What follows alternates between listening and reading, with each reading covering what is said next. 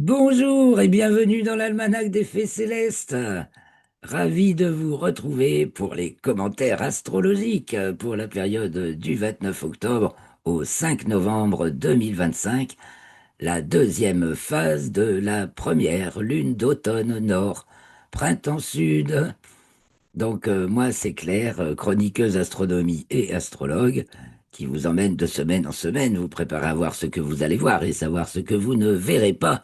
Et je suis avec Christophe, donc fidèle compagnon astrologue et président de l'association Rocastre, qui m'accompagne le plus souvent qu'il peut pour le bulletin astronomique et quand il peut, et les commentaires astrologiques que voici.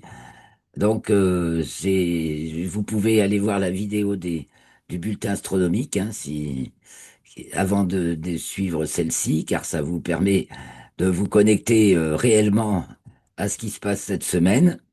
Et puis, nous, on va faire ici les commentaires astrologiques, donc en étudiant les thèmes des constitutions universelles de cette période, donc du premier quartier de lune, le 29 novembre précisément, enfin, on va voir ça sur les thèmes, à la Oh, pleine lune, non, le 29 octobre, voilà, merci Christophe, ah, au 5 novembre, c'est la pleine lune, donc la pleine lune dite des chasseurs, c'est parce qu'elle suit elle suit la pleine lune des moissons, qui est la plus proche de l'équinoxe. Voilà, les pleines lunes. Et donc, ce sera une super lune, entre guillemets, ces superlatifs qui se sont introduits en astronomie depuis une vingtaine d'années, n'est-ce pas? C'est très américain, mais bon.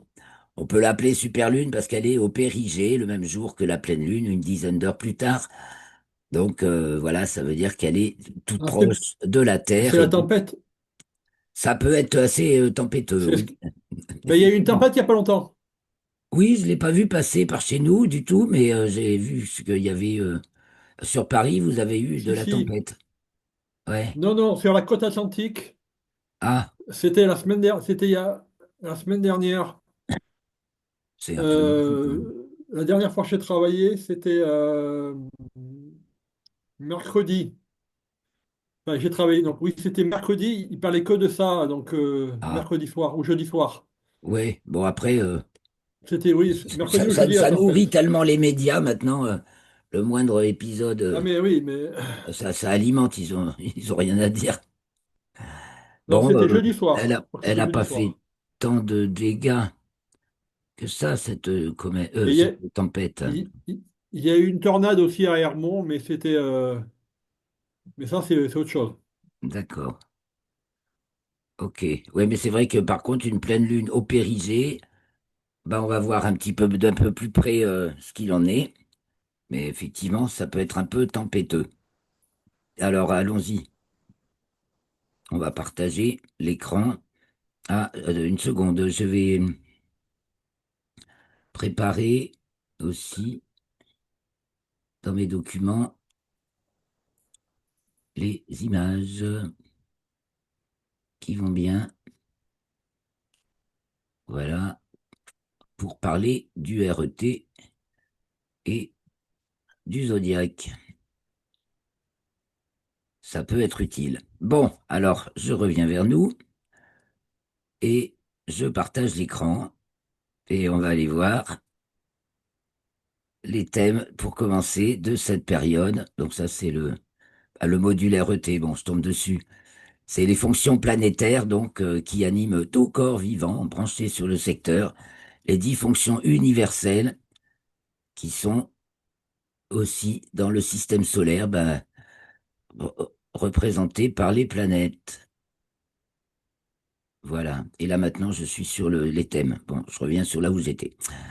Donc, puisqu'on est là, on les voit, donc les fonctions planétaires, le pouvoir de la représentation de l'unique, le pouvoir de l'existence, en fait, c'est de là qu'on part, hein, le duo-duel de l'existence au présent, qui est toujours duo-duel, hein, c'est la dualité de l'existence, moi et l'univers. C'est pour chacun d'entre nous, il en est de même, mais pour chaque entité de vie, à n'importe quelle échelle, il en est de même, avec une représentation, un modèle unique, une image. D'ailleurs, quand on est deux, on voit l'autre, hein, donc on voit un. Et c'est parce on y est aussi. Et puis, une pluralité cachée dans l'ombre, d'ailleurs, un corps fait de l'ombre au soleil. Donc, vous voyez, le soleil, le corps, donc l'ombre. Qu'est-ce qu'il y a dans l'ombre? La multiplicité de tous les composants de ce corps et de toutes les strates d'information et de densité possibles. Et entre, donc ça, c'est le pouvoir de la transcendance, Pluton, l'invisible, et Soleil, bien sûr, le visible. Et puis, tous les relais qui existent entre ces différents niveaux de réalité, ces trois niveaux universels de la réalité, toute cette trinité qui se décline sous un nombre incalculable d'exemples, hein. Bon, vous pouvez commencer par la Trinité, le Père, le Fils et le Saint-Esprit, si vous voulez. Vous l'avez là, et vous l'avez aussi mathématiquement parlant, hein, en puissance de 2, 2 puissance 0 égale 1, 2 puissance 1 égale 2, 2 puissance n, autant que vous voulez. Nous allons y revenir peut-être en commentant ces thèmes. Alors, tadadop, nous sommes ici sur le thème de la pleine lune, justement. Cette pleine lune, donc, qui est au Périgée, donc elle a lieu à 13h19 pratiquement, le 5 novembre. 13h19, temps universel. Donc maintenant que nous sommes à l'heure d'hiver, ça fait 14h19. Et que voit-on? Que voit-on? On voit une très très belle figure, hein. Au niveau des figures, cette fin octobre et mois de novembre, on va être servi. On a des figures magnifiques, aussi bien en géocentrique qu'en héliocentrique. On retrouve vous voyez, je crois qu'on appelle ça un doigt de Dieu. Un grand trigone, euh, deux doubles sextiles avec un trigone, et donc une opposition qui fait l'axe de la figure. Donc en géocentrique, l'axe de la figure, c'est Jupiter-Pluton. Alors on remarquera qu'ils ne sont pas dans les mêmes en signes opposés, puisque Jupiter est en Cancer et Pluton en Verseau, et on en a déjà parlé dans les commentaires précédents. Mais c'est intéressant parce que en fait, c'est pas une opposition frontale et ça peut permettre des glissements, une opposition frontale Jupiter-Pluton, ça tombe dans le trou, quoi, hein. Surtout une chute spectaculaire, ça pourra nous parler. Mais ça, on verra ça quand on en sera à Jupiter-Lion, c'est-à-dire seulement fin du printemps prochain. C'est-à-dire que Jupiter va devenir rétrograde à partir du 11 novembre et ça va durer à peu près 5 mois. Donc Jupiter va rétrograder en Cancer, l'opposition va disparaître et elle ne se reformera qu'au printemps. En héliocentrique, on a la même figure, mais c'est Vénus opposée Saturne et Neptune qui forment l'axe, et donc très équinoxial, donc ça nous parle bien de charnière de bascule monumentale, hein, avec Saturne et Neptune. C'est l'équinoxe, c'est quand on est ça veut dire autant de jours que de nuits. Et ça veut dire on bascule justement. On change de régime. Ce qui avait la dominance devient dominé et ce qui était dominé prend la dominance. Donc, c'est une alternance. Alors, est-ce que tu veux une tempête là-dedans, avec Saturne et Neptune en poisson, grand trigone, oh, c'est un pôle, avec un petit demi-carré de la Lune en taureau sur Neptune. Euh, voilà, un ascendant Verseau. Alors, ce qui peut faire beaucoup de vent, tiens, c'est Mars et Mercure en Sagittaire, en neuf, opposé Uranus. Il y a un côté spectaculaire ou monté en épingle, hein, parce qu'on adore de nos jours faire aussi une montagne de trois fois rien. Ça occupe les médias, justement. D'ailleurs, les médias sont pris dans la tourmente, hein, parce que justement, c'est Mercure et Uranus, chose qu'on peut voir ici dans le RET. Voyons, ici, voilà. Nous avons Mercure, le relais de la représentation à la transcendance, ou transcendance de la représentation, Et puis Uranus, le relais de la transcendance à la représentation, donc l'inverse de Mercure, ou représentation de la transcendance. Et Jean-Pierre Nicolas appelle ça le grand cercle du discours. Ça ne passe pas par l'existence, donc ça peut être totalement artificiel, virtuel. Voilà, c'est totalement virtuel. Pour que ce soit du réel, il faut que ce soit ancré dans l'existence. Ça a le grand risque de se casser la figure quand c'est pas ancré, centré sur l'existant, l'existence. Voilà pour Mars et Mercure, mais donc ça fait beaucoup parler les médias. Mais il y a Mars, Mars, ça met un coup de réalité là justement. Et zut, je reviens sur ma pleine lune, c'est ici. Et donc, cette conjonction Mercure-Mars qui s'est déjà produite là une fois en géocentrique va se reproduire, même deux fois, puisque Mercure va devenir rétrograde à partir du 9 novembre jusqu'au 30, et donc va repasser sur Mars, puis repassera. Alors, pour les tours de passe-passe, alors la première fois, bah, c'était en Scorpion, et la deuxième fois, ça va être en Sagittaire. Alors, en Scorpion, oh, ça fait trop penser, bah, en particulier le vol des bijoux du Louvre, par exemple. On dérobe quelque chose. Mars, Mercure encore en Scorpion, quelque chose est dérobé. Je me souviens, c'était en 9, enfin on l'a vu en 12, je veux dire, mais en 12, je crois, on l'a vu dans les thèmes précédents, dans les commentaires précédents. Et là, en Sagittaire, bah, ça va prendre beaucoup d'ampleur. Alors c'est vrai que ça peut faire souffler beaucoup de vent, hein, et des vents, et peut-être À, provoquer. à- à 9h30, là, pour le Louvre, là, je reviens sur le Louvre. Hmm. Dans le thème de l'effraction, la conjonction Mars-Mercure est en maison 1, Ah oui, très bien, oui, oui, en oui. Scorpion. Oui, je l'ai fait d'ailleurs, le thème. Oui, oui, c'est ça, mais il s'agit bien d'un vol, hein, quelque chose Hmm. de précieux en plus, hein. En Scorpion, on est vraiment sur la qualité extrême et dérobée, mais c'est en même temps, c'est un tour de passe-passe, c'est toujours un tour de passe-passe, de prestidigitateur, hein, Mercure-Mars. Donc on va s'attendre peut-être à voir, alors peut-être la restitution, on sait jamais. Ouais, tiens, ils vont réapparaître, les bijoux volés. Bon. Va savoir, parce que ça. À, à la conjonction, en Ouais, Sagittaire? ben oui, pourquoi pas. Ah, d'accord. Ah ben oui, Ou alors pourquoi pas? ça va prendre une ampleur phénoménale. Là, Ah oui, mais oui, d'accord. Donc il y a un écho à la conjonction Mars-Mercure en Sagittaire bah oui, ça va dans cette revenir, quoi. histoire. Ouais, il y aura des retours. D'accord. Et ça peut être, je fais disparaître le lapin, je fais réapparaître le lapin, tu vois. Ça fait un Oh, ok. peu penser à ça, mais il aura grossi entre-temps.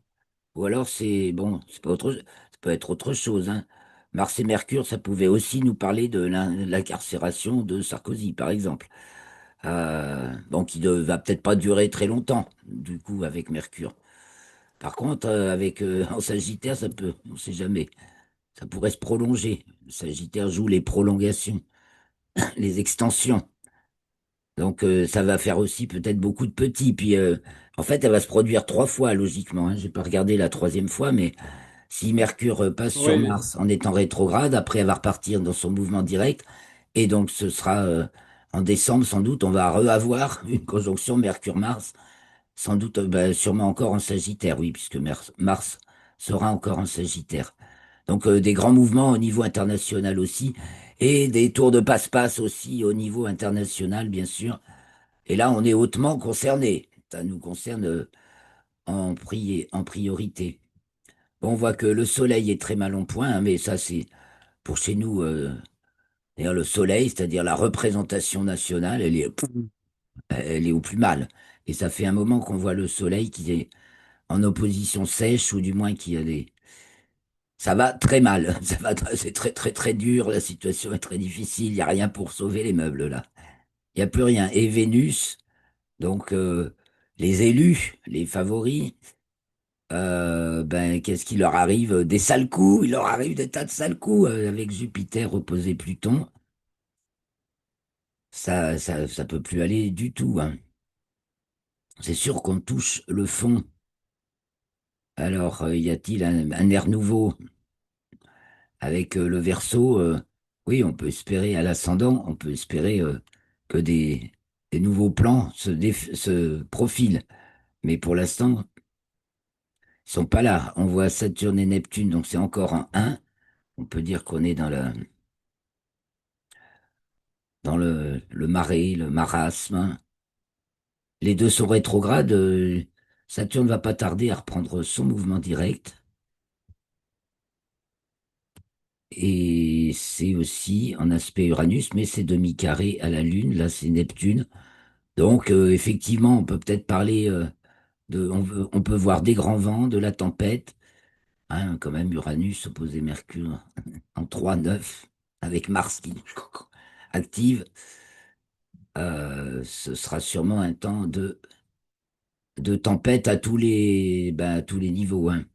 Je pense qu'au niveau national, c'est la tempête aussi. Et donc, c'est la pleine lune, c'est une super pleine lune, donc ça, c'est fort. Fort en chocolat, mais on se tourne vers l'avenir. On voit la lune qui s'approche d'Uranus. Uranus qui est également rétrograde et qui va revenir dans le signe du Taureau sans tarder. Et cette pleine lune, elle tombe sur ma lune natale, donc il va falloir que je regarde. Waouh! C'est-à-dire le À un soleil. degré près, hein. Quoi, c'est la lune qui est Non, sur ta la lune lune? est Eh oui, toi, tu as à, la lune en Taureau. à moins de 2 degrés de sa position natale. Oh, là, c'est à 3 degrés de mon soleil natal aussi. C'est pas mal. Oui. Il va y avoir Ah. embruns, Donc, non, mais quelques embruns de la tempête. C'est possible. Je regarde un peu l'héliocentrique. Alors, un d'héliocentrique, donc plus au point de vue mondial, c'est Vénus-Balance opposé Saturne-Neptune, donc qui sont... ah, lui nous met Saturne déjà en bélier. Or, en fait, c'est le 15 avec en coordonnées apparentes de la date, c'est le 15 novembre que Saturne entre en bélier, en héliocentrique. Donc, pour de bon, quoi. Neptune, elle y est déjà depuis le 23 mai. Et Saturne y arrive en héliocentrique. Oh, faut dire aussi un truc magnifique, c'est que leur conjonction en héliocentrique, donc dans le premier degré du signe du Bélier, se produit le 24 décembre, donc pour Noël. Si c'est pas beau, alors, ouais. ça a du sens.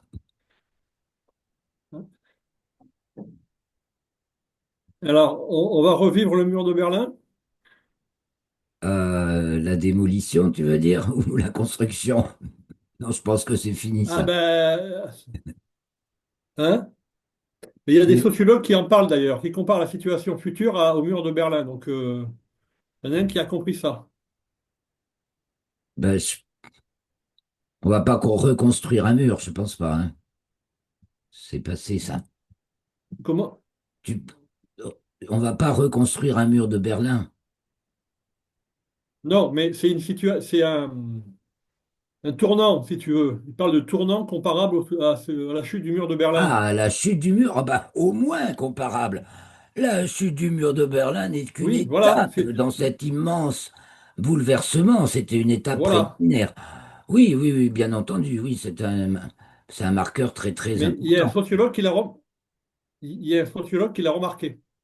Oui, mais c'est plus, je pense que c'est encore plus. Enfin, c'était évidemment, Oui, évidemment, oui, et c'était un moment hyper important. Euh, et là, je pense que que qu'aucun non, qu'aucun dirigeant n'a vu venir d'ailleurs. non, c'est Je me tombé souviens tout dans le seul. Canard enchaîné, j'avais C'est lu. marrant ça, hein. Non, mais quand le mur de Berlin est tombé, j'avais lu dans le Canard enchaîné qu'aucun dirigeant européen n'avait anticipé ça. Absolument. Ils étaient tous perdus. Ils étaient tous perdus. Ah mais là, ils sont tous, enfin, les dirigeants les dirigeants, je dirais de l'ombre, hein, enfin qui sont en fait très sombres et qui tous compromis et qui depuis bien plus d'un siècle mènent délibérément le monde à sa ruine. on va être complètement perdu. C'est ce qu'on voit avec Vénus. Tu vois, parce qu'en fait, Vénus opposée Saturne-Neptune, donc Vénus, c'est toujours c'est l'existence de la représentation, c'est ce qui représente ce qui fait valeur. Donc les élus, en quelque sorte, ou les dignitaires. Euh, Après, évidemment, il y a Jupiter. Jupiter, c'est ceux qui font le job de diriger, d'organiser, de mener. Voilà. Mais les figures, les belles personnes, c'est Vénus. Donc ça, c'est le cercle fou. Tiens, un petit coup de RET. Le cercle fou, Vénus, Jupiter, ou le cercle du heureux. Là, on reste dans le monde de l'existence seulement. On ne se pose pas la question de la transcendance, c'est-à-dire de tous les aspects cachés de la question. On n'est que dans les apparences. Et on est frappé par les apparences et on raisonne sur les apparences. On s'organise dans le monde matériel seulement et le monde des apparences. Mais bon, il y a ceux qui coordonnent, gèrent, organisent, hein, parce que si le Soleil c'est le roi, Jupiter c'est le Premier ministre. Donc on va reparler du Premier ministre. Et Vénus, Ah, ce sont du, justement Pérou, toutes les figures représentatives du, d'un gouvernement, enfin d'une instance dont la bannière est le Soleil. du Perron disait que c'était le Premier ministre, c'était Saturne parce qu'il prenait des coups. Mais bon, Ah bah ça c'est sûr, c'est lui qui prend les coups, mais au niveau de l'organisation, oui. Après, ouais, c'est vraiment ceux qui travaillent pour de vrai, hein. Ça, c'est quand même le chef de ouais, ouais. Ah l'organisation, ben, hein. C'est l'organisateur, euh, le meneur. Et Saturne, bah, c'est celui qui fait le taf, quoi, hein. C'est celui qui a les mains dans le cambouis, les mains dans la dans le terre. cambouis. Ouais. Ouais. Bon, là, c'est dans les cambouis dans le cambouis de la psyché humaine, de tous les mystères et des cambouis, en- entre guillemets, mystiques quand même, hein. Saturne et Neptune qui reviennent en poisson, ça nous refait un bain. On se Là, replonge dans l'eau bénite, là. ils ont l'air de s'écarter, là. Actuellement, oui. Ils s'écartent un peu, oui. Et ils Ah, vont, d'accord. comme Saturne Ah, reprend son ouais. mouvement direct, je crois bien le 15 novembre, à partir du 15 novembre, ils vont à nouveau se rapprocher. Et tu vois, en hélio, ils sont de D'accord. plus en plus près. Et Saturne va. Alors, je sais plus, je confonds peut-être l'entrée. Je, je regarde de suite. 15 novembre. Saturne entre en bélier en héliocentrique. Donc, le jour où il reprend son mouvement direct, ça, je peux le retrouver vite fait dans mon article. Je vais couper 2 secondes le partage. Je vais aller voir dans l'article vite fait. C'est pas à peine que je vous montre toutes mes coulisses. Alors, son mouvement rétrograde depuis le 13 juillet. Elle reprend son mouvement direct le 28 novembre, Saturne. Voilà. Donc, 28 novembre. Donc, jusqu'au 28 novembre, effectivement, elle s'écarte.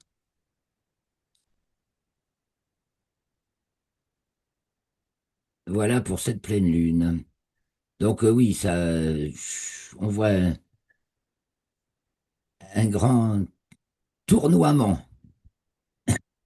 Ça gire, ça tourne, avec Ça tourne. plein de figures, mais il y a plein de choses qui vont, alors, qui vont toutes, qui coulent. Ou pas, parce que maintenant, c'est en Sagittaire. Voilà. La semaine dernière, on avait remarqué un grand trigone en signe d'eau. J'ai dit, il y a quelque chose qui, ça glisse, ça se passe tout seul, quoi. Ça peut être la glissade sur le toboggan, quoi, hein, qui nous fait descendre, descendre, descendre, chut, de la chute. Ça peut être ça. Là, maintenant, Mars et Mercure en Sagittaire, ça peut être une accélération, ça va plus vite. Il y a, ça me fait penser aussi justement à cet objet exotique, là, la- l'objet interstellaire 3I Atlas, dont j'ai beaucoup parlé dans le bulletin astronomique. Je tâcherai de mettre les images malgré les petits bugs que j'ai eus dans cet enregistrement.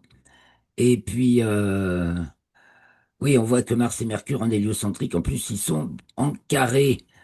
Mars est bien en Sagittaire. Et ça va, comme elle va être alignée, puisqu'elle sera en conjonction avec le Soleil, je crois bien au mois de janvier. Donc, ce sera peut-être bien en Capricorne à ce moment-là.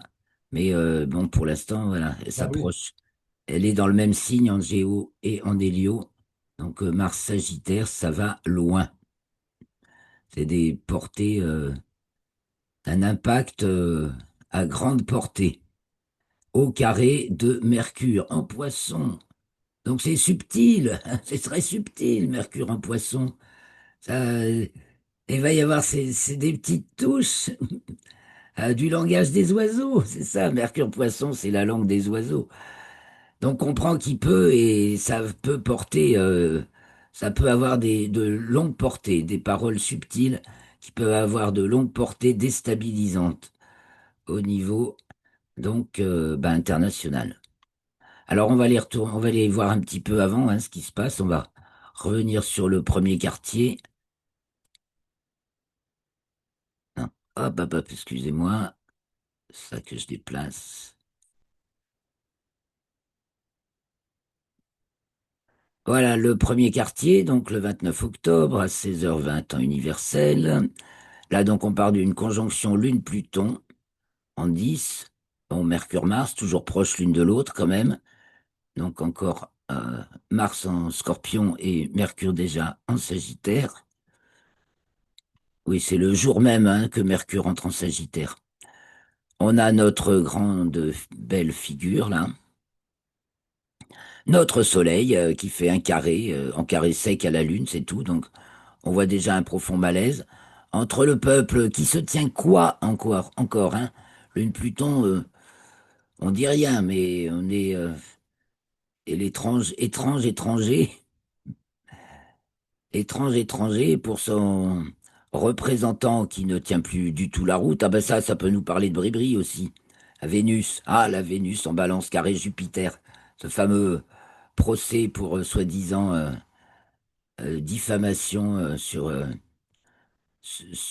X pour quelques propos. Non, c'est pire que ça. C'est cyberharcèlement. Oui, c'est ça, cyberharcèlement, excuse-moi. C'est exactement ça. Voilà. C'est une honte parce que le nombre de gens subissent de cyberharcèlement, il y en a des milliers par jour. Et là, c'est grotesque. Bon, on voit le côté grotesque d'ailleurs, le carré Vénus Balance mal aspecté, donc enfin tensionnel avec un carré sur Jupiter. Et là, ça aussi, ça ici aussi, ça prend un côté grotesque.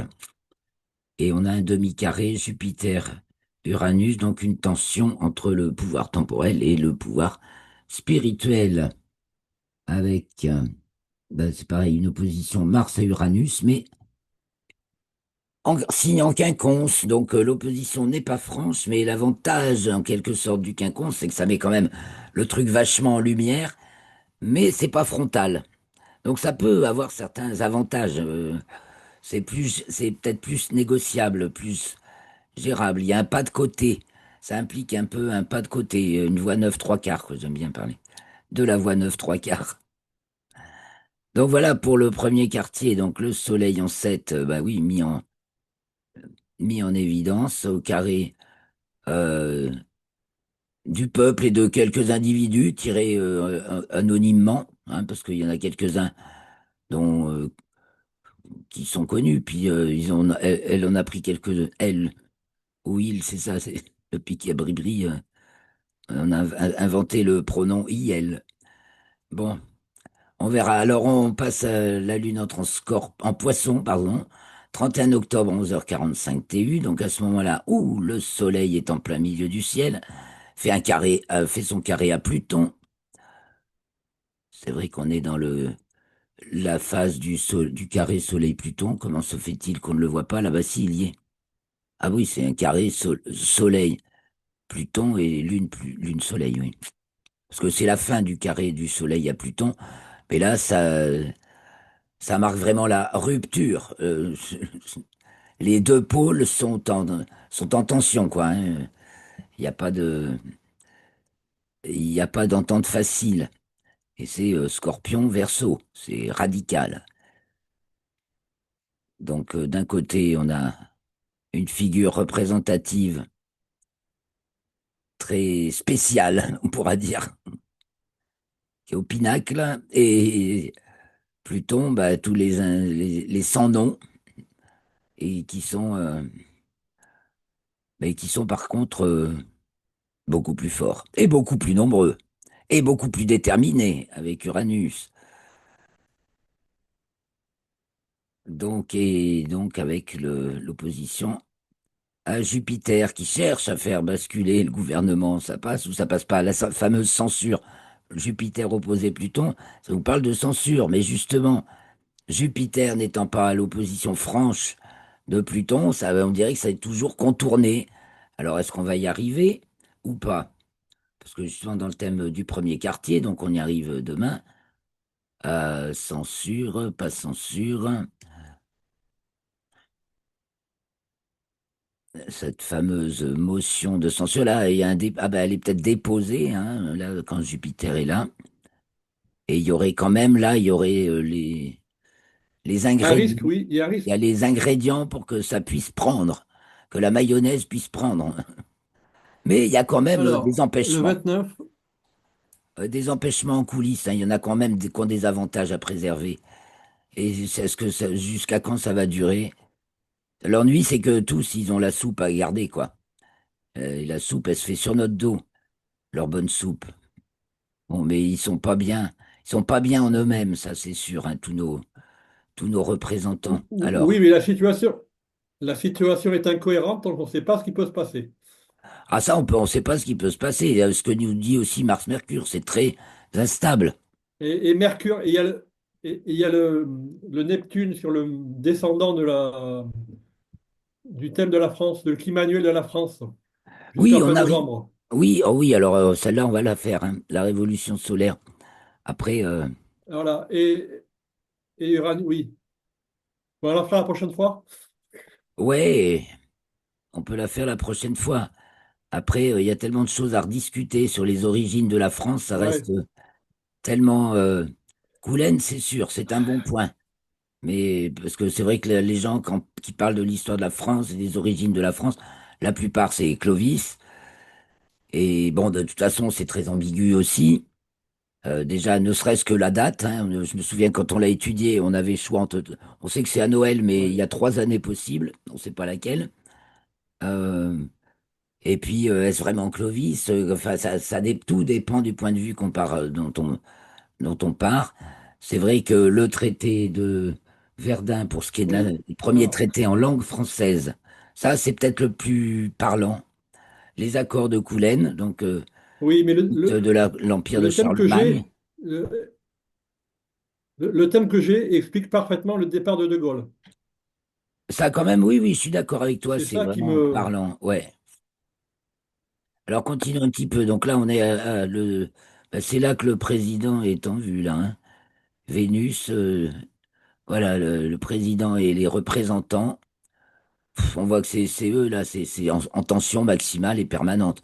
Le président, plus on pense qu'à une chose, c'est qu'il disparaisse, hein, ça c'est sûr. Plouf, Pluton. Mais il se passe des tas d'autres trucs. Hit. Et ça tourne dans tous les C'est sens. quoi, c'est quoi ça? C'est quelle carte? Ça, c'est l'entrée du soleil, de la lune, pardon, en poisson, le 31 octobre D'accord. à 11h45. Ok. Et alors, on va aller voir l'entrée de la lune en bélier, car notre temps se réduit. Oh là là, beaucoup même. 1 heure, 1 minute, 55. Voilà. Alors, il faut voir ça, voilà, parce qu'après, ben, on aura même le taureau. Conjonction lune-Neptune en Neptune. 12. Ah! Ah ben là, on plonge. C'est le grand plongeon. Et on amorce Bonjour. quelque chose de Ah! nouveau. Ah, on amorce quelque chose de nouveau, là, avec Uranus en 2.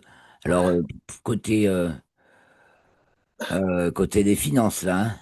Alors là, il y a le vol en 8. Enfin, il y a les substitutions, ce qui disparaît. Et puis, il y a Uranus en face. Donc, un gros magot. Un gros magot.